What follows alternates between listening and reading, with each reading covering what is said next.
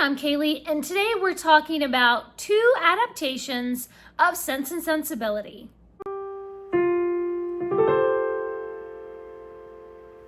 When I filmed my Jane Austen July TBR, I wasn't sure if I wanted to watch the 2008 miniseries of Sense and Sensibility or if I wanted to watch the 1996 movie. I've seen them both before and I like them equally, and so I was like, which one do I watch? Not sure. Actually, I'm just gonna watch them both. So I actually just this morning finished watching them both. And now I have some thoughts. We're gonna do a little bit of a comparison. But before we dive in, I'm gonna reach back here to our Booktuber Shoutout book, and we're gonna shout out somebody randomly. Today's shout out goes to Blatantly Bookish. Very apropos, since it is Jane Austen July. I will leave a link to Marissa's channel in the description. Be sure to go over and subscribe to her, and of course, all the hosts of Jane Austen July. And if you haven't already, please do subscribe to this channel and give this video a big thumbs up if you love Jane Austen. And of course, follow me over on Instagram and Goodreads and all the places. So first I sat down and watched the 1996 movie with Kate Winslet and Emma Thompson and Hugh Grant and Alan Rickman. This is the version that I've watched the most often. One thing that always strikes me about this movie is the beautiful music soundtrack. I actually love this soundtrack so much that I bought the piano sheet music so that I could play some of the songs myself. And I really love them. And the cinematography is beautiful. The costumes are really lovely. I really love the way that this movie portrays the setting. If we see storms coming in, then you know there's something stormy happening emotionally with the characters. Or then sometimes we'll see some lovely sunshine streaking through the cottage windows, and then we know our characters are content. So all those things contribute to the emotion of a scene. I will say that Emma Thompson and Hugh Grant are obviously too old for these roles. Eleanor is supposed to be like, 19 or 20 or something? But they're so good in those roles that I don't care that they're too old. It works, it's fine, I'm okay with it. And I love Kate Winslet as Marianne. She's very dramatic. She's just completely overwhelmed with her emotions at all times. Whether it's a good emotion or a bad emotion, she feels it 150%. And I really love Alan Rickman as Colonel Brandon. I feel like he does a great job of showing like these intense emotions that are kept below the surface for Colonel Brandon. Because he is a very reserved and serious character, he's not going to show his emotions, but Alan Rickman is so good at just very subtly showing you that Colonel Brandon is having very intense emotions under the surface. Something that I really love in both of these adaptations is that Margaret is given more of a personality. In the book, she's just kind of the little sister and she's off there to the side and she doesn't have a lot of dialogue. She's just kind of a non-entity. But in the 1996 movie, we see that she loves to climb trees. She is obsessed with geography and she loves that atlas. We get to see more of her wild, childish ways. It just brings a lot of charm into the story. My favorite scene in the 1996 movie is when Brandon first sees Marianne. She's playing the piano and singing, and he walks in and he is absolutely mesmerized. She completely captures his heart with her music. Maybe it's because I'm a musician and I'm a pianist, and so that sort of hits a little closer to home, maybe. But that has always been my favorite scene, and you can just see it on his face, like he is completely captivated. I also really love that the movie really focuses a lot on the relationship between the two sisters. There's a bunch of other stuff going on in the story, of course, but the main focus is always on Marianne and Eleanor, and we don't really see very much that goes on behind the scenes unless Marianne or Eleanor is in the scene. And I think that's very true to the focus of the book. It's all about the relationship between those two sisters. In both of these adaptations, a lot of the dialogue is taken straight from the book, but of course they add some things and shorten some things and stuff. But I feel like both of these do a really good job of taking that style of dialogue or sometimes exact quotes from the book and bringing it to the screen. So then just this morning, I watched the 2008 miniseries, which has 2 episodes. This is with David Morrissey and Janet McTeer and Hattie Morahan and Charity Wakefield and of course Dan Stevens. So right at the beginning, I went, oh, I forgot about this dumb first scene. I do not care for the intimate setting in that first scene. I feel like it doesn't fit with Jane Austen's style. It does not fit with the style of the rest of the miniseries. It's just really weird and like uncomfortable, especially when later you find out that that character is 15 years old. And it's just like, we did not need such an intimate scene with a 15-year-old character. I don't know how old the actress is, but I just felt like that is just so inappropriate. We did not need to see that. Maybe I'm being too picky, but I have never liked that. I love Dan Stevens as Edward Ferrars. I actually like him in this role a lot more than Hugh Grant. Hugh Grant plays the role very awkwardly, which is true to the character, but he's kind of bumbling and foolish and can barely put 2 words together, And Hugh Grant does it very well. And it's good. It's fine. It fits and it's funny and it makes us go, aw, poor sweet Edward, he's so awkward. But Dan Stevens is more charming and he's better at kind of smoothing things over socially when his sister Fanny is being horrible. So we still get that feeling like Edward is very reserved and a little bit socially awkward sometimes, but it's just, I don't know, it's just more charming, I guess, the way that Dan Stevens plays it. If I had to choose, I would definitely choose Dan Stevens as Edward Ferrars. Once again, we have Margaret's character is given a lot more screen time and more of a personality. There's some comedy brought in with Margaret because she keeps popping up from little hiding places.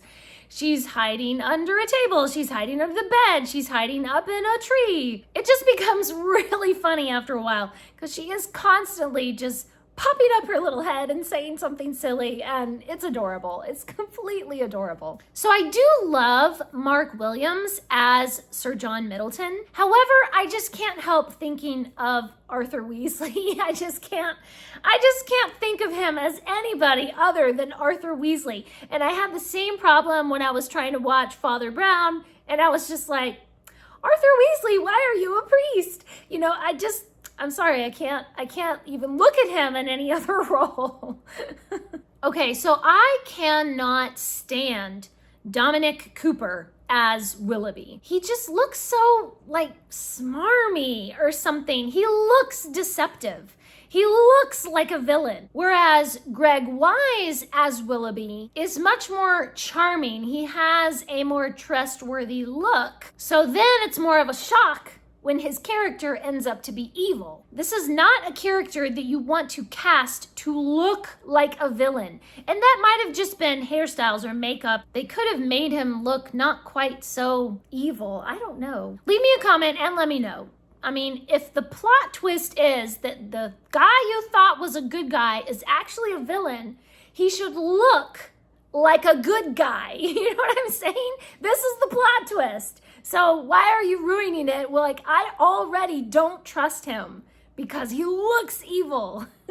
So David Morrissey is very good as Colonel Brandon. However, I prefer Alan Rickman as Colonel Brandon. Like I said before, Alan Rickman gives us this very subtle cues of these tumultuous emotions that are bubbling beneath the surface. But I just don't see that with Morrissey. The scene where Brandon gets the bad news right before the picnic shows this really well. That scene, Alan Rickman is obviously very upset. And David Morrissey is just kind of like, sorry guys, no picnic, I have to go. Okay. And of course I know Colonel Brandon is supposed to be a very reserved and serious character. He is not someone who shows his emotions. But Alan Rickman just has that kind of face where you can see everything under the surface. It's teeming with emotion, And David Morrissey, again, did a very, very good job, but I'm sorry, I just like Alan Rickman better. As far as the casting for Marianne and Eleanor, I really can't decide who I like better. They all do such a good job. In the miniseries, I really do love Marianne. Charity Wakefield just has this open kind of face. She has such a fresh and happy personality that is perfect for Marianne. But then Kate Winslet brings more of those stormy emotions to the forefront. With Charity Wakefield, I felt like, yes, she has the stormy emotions, but she can control them to some extent. With Kate Winslet, it felt like, it's like it says in the book, where she has just not even trying to control her emotions. Whereas with Charity Wakefield, it's a little bit more of a subdued performance. So I guess it kind of depends. They're both really good. And they both have that kind of innocence, that you look for in Marianne. And then, of course, in contrast, Eleanor is very responsible. She's practical. She's very firm in her personality. That typical eldest child where she has to take care of everybody else. I mean, Eleanor mothers her own mother, okay? And I'm the eldest child, and I do that too. I mother my own mom. So I really love both portrayals of Eleanor. It's very true to that typical oldest child kind of personality. And I know, because that's me. However, with Emma Thompson, that felt more just, sort of natural, because she's so obviously older than Kate Winslet. So I guess it just felt like, well, she's older, so she's just more practical. But with Hattie Moran, it felt like just more central to her character, to her personality. I felt like because the actresses were closer in age, then I guess it's more noticeable that they have these two very extreme different sides of sense and sensibility. I don't know, with Hattie Moran, it felt more obvious, more purposeful, like these are Eleanor's character traits. So I really can't decide which Marianne do I like better or which Eleanor do I like better. They all bring really good things to the table. They each have their merits, and I cannot choose. So there's one scene that is included in the miniseries. Well, there's a lot of scenes included in the miniseries that are not in the movie, obviously, because the movie is much shorter. But one of them is when Willoughby tries to give Marianne a horse. And of course, Eleanor protests. It is inappropriate, and also they can't afford to keep a horse. But I think it's really indicative of how foolish, how thoughtless both Marianne and Willoughby are. Another scene that's included in the miniseries that we don't see in the movie is when Willoughby takes Marianne to tour the house at Allenham. Oh, I hate that scene. I hate it so much, especially because he looks so evil. And I just want to scream at Marianne, run away. Get out of that house. He's evil. He's a wolf. Ugh. But I really enjoy some of the extra scenes that we see that are not from Marianne and Eleanor's perspective. So we get kind of these behind the scenes with other characters, other things that are going on that Marianne and Eleanor have no idea that these things are happening. So there's a scene where Sir John and Colonel Brandon are hunting, and Sir John is sort of counseling Brandon that he should bide his time until Marianne gets tired of Willoughby. He's basically saying it's a summer crush, and they'll get tired of each other, and he'll go back to London, and then you can have her, Brandon, But it is interesting because we get to see what other characters are thinking and feeling and talking about. What are they doing when the Dashwoods are not around? However, it does take the focus away from the sisters. So it is kind of interesting to see this other stuff that's going on in the story for other characters. But I kind of like that the movie just keeps that laser focus on the sisters. We see everything from their perspective. Well, not everything. There are a few things the scenes that don't include Marianne and Eleanor. But still, most of the focus is on the sisters in the movie. And we just get this much wider scope in the miniseries. So I don't know. I mean, I like seeing these behind the scenes kind of stuff with other characters, but also I really like that focus on the sisters. So I can't decide which one I like better. They both are really cool. Another one that's interesting, another scene, is where Colonel Brandon challenges Willoughby to a duel, and they're fighting with swords and all this stuff. But I seem to think I got the impression from the book that it was pistols at dawn kind of duel. Maybe that was just my impression. That was my imagining. Because I think the only thing Colonel Brandon says about it in the book is just that there was a duel, but they did not injure one another. So I guess that made me think like that it was pistols and they both missed. And then they just call it a day, So the fact that they didn't injure one another, that's what made me think it was pistols. But in the movie, it's swords, So, I don't know. Another extra scene is when Mrs. Ferrars, Edward's mother, finds out about his engagement to Lucy, and there's this whole blow up and, drama and everything. And she rejects Edward, but he stands by Lucy and stands by his engagement. I always think, how does Edward come from such a horrible family? His mother, all his siblings, they're all awful, just grasping, greedy people. And yet Edward is perfectly lovely.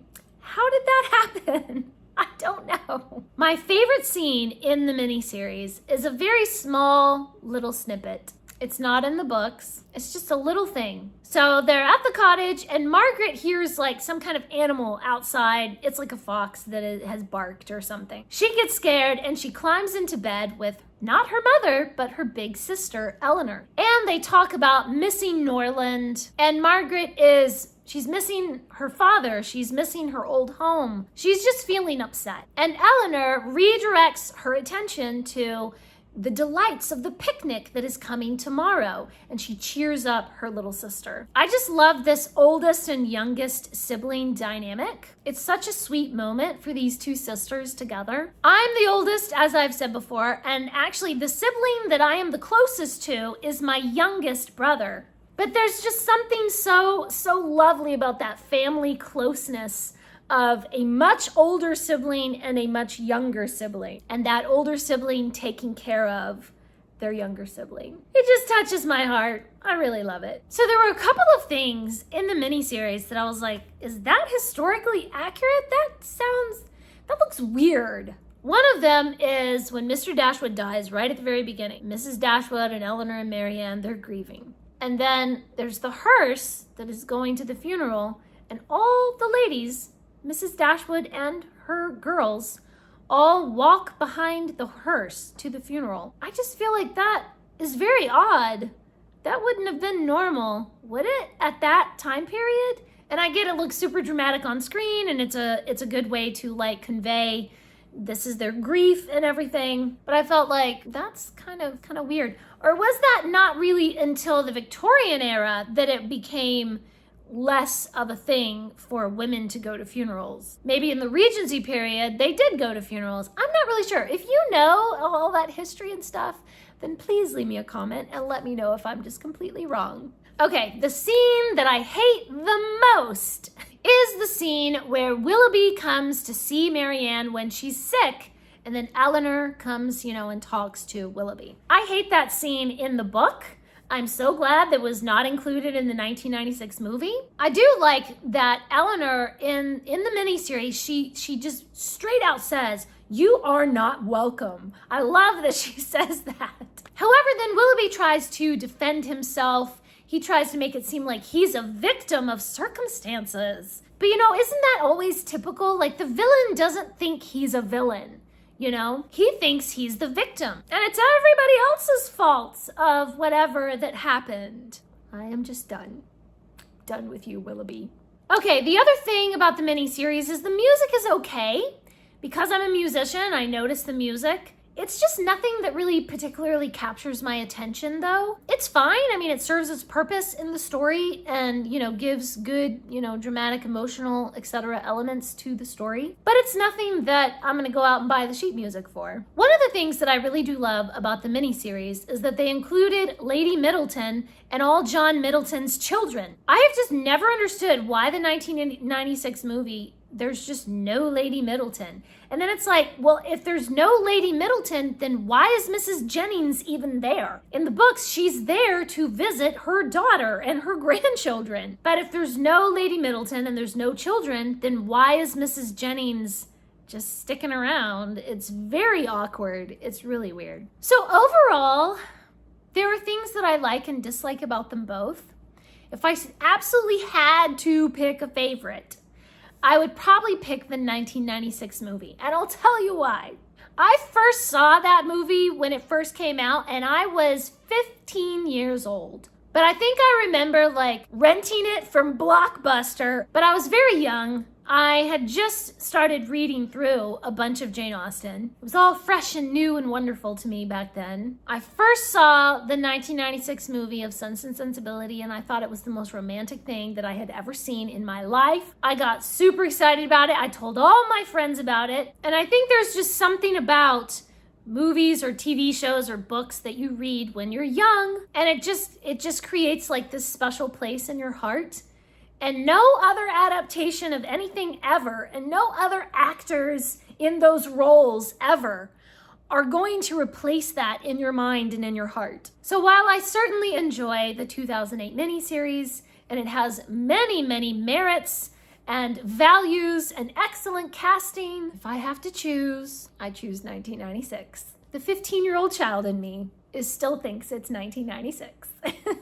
Okay, that was super long and rambly. All my thoughts and different things that I liked and didn't like about Sense and Sensibility. Please leave me a comment. You have to let me know what is your favorite adaptation of any Jane Austen novel, not just Sense and Sensibility, but let me know, like, what is your favorite Pride and Prejudice? What is your favorite Emma? Your favorite Persuasion? Let's keep this going down in the comments. Thanks for watching. Please subscribe, and remember, the right book in the right hands at the right time can change the world.